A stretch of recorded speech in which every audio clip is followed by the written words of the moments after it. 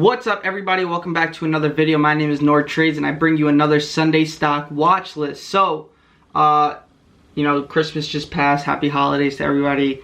The year is almost over. We have about 3 days here before we start 2021. Hopefully you guys are ending it on a strong note. Start preparing for 2021. This is where, you know, 2021 actually, you know, starts right here. This last month where you prepare for the rest of the year or the rest of next year. So the first thing we're going to do today is talk about last week's Sunday stock watch list and over the stocks that hit the number that I was looking for and what it did after. So for the first stock that we talked about that actually hit that specific number that I was looking for and ended up moving to the next level is Roku. So the last video was December 20th and this was December 21st. You could see that I was looking for 350 to break on Roku. And this ended up pushing that next day to 358. That would have been an easy 100% play for anybody who played that. I actually didn't catch Roku. I was focused on other things. I believe I caught something else that was pretty big that day. Let's see. I gotta look at it. But didn't catch Roku that day. It ended up pushing from that 350 we were looking at all the way up to 363, making that high on Friday. So definitely a great play from Roku. Another thing that we looked at was Facebook's Wedge. We talked about this on the last Sunday stock watch list. You can see that it broke the wedge and came from 272 all the way down to 264. So that was a pretty big play. And it actually, it's not done yet. These wedges that take a long time to, you know, develop, meaning this has been in a wedge since August 26th.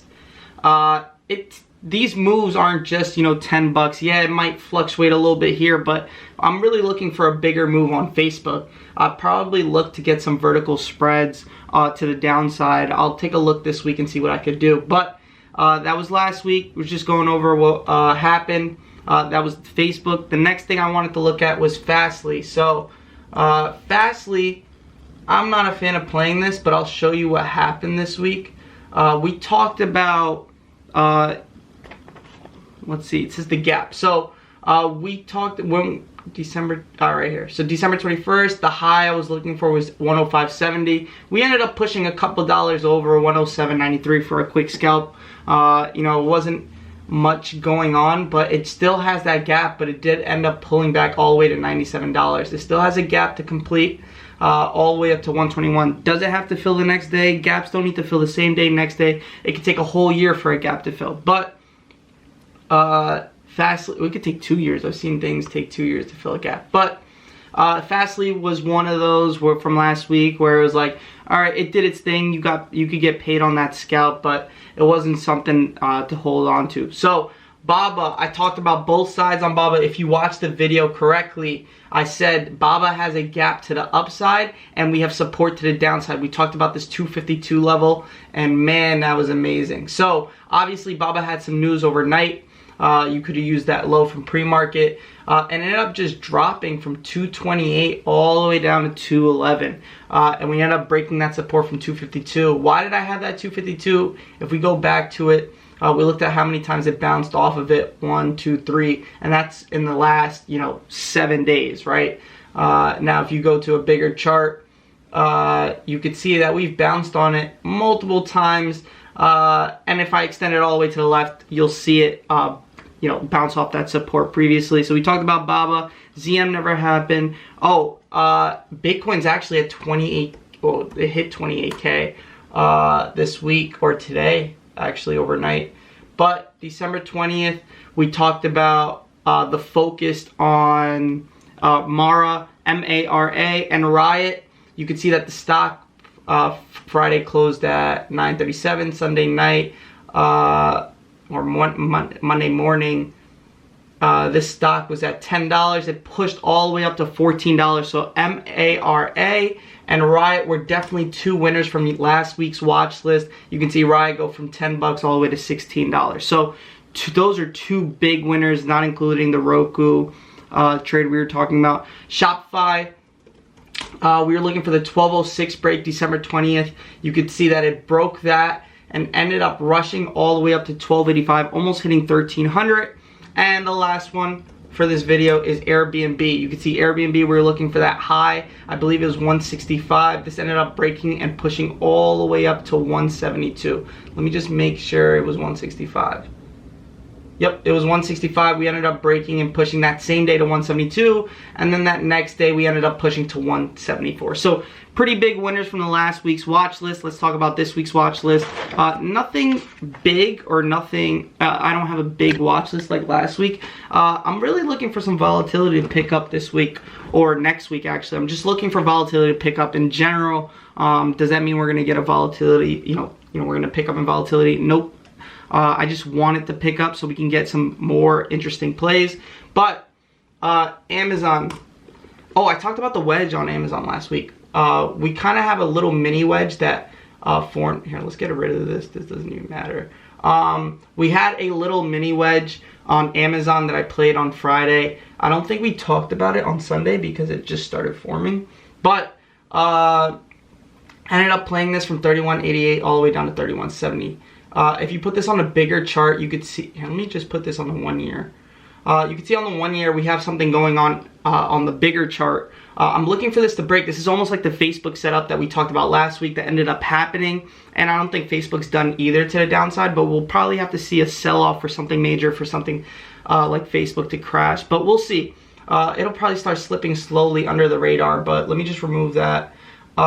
So, as you can see, we're in a bigger wedge. We had a little mini wedge in this bigger wedge, but I'm looking for Amazon to break to the downside. I'm looking for that 3100 break and then a continuation to the downside. So we'll see where we go with Amazon. That's the first thing I'm looking at. Tesla, it was struggling for a little bit. Like I said with Tesla every single week. One, I don't trade on the MacBook, and two, on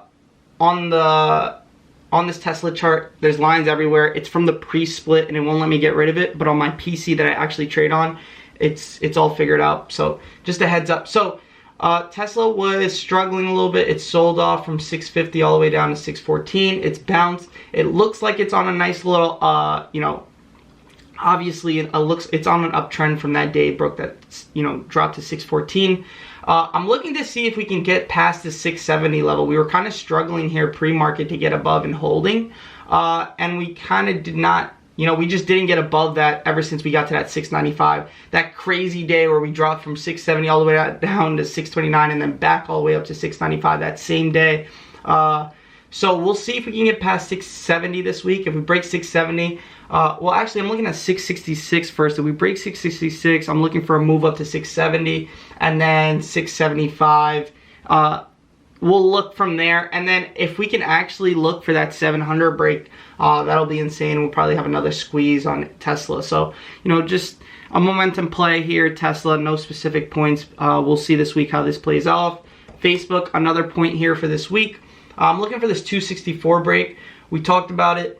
We have the wedge. There's a reasoning behind it, but you can see these last 3 wicks here are around this 264. So I'm looking for the 264 break for Facebook to get this going down to 270 and then 266. So we'll see how Facebook treats us. So another one for this week. We talked about the wedge last week. I'll talk about it again this week. The Facebook wedge is important. This looks like it has far more to go to the downside, and we'll see where we go from there. ZM, very bad move on Friday. Let me show you what happened on Friday. It was just too choppy. Yeah, it was down to the downside, but it was just ugly how it got to 375. So this week I am looking for a break of 375. Let me put this on the bigger chart.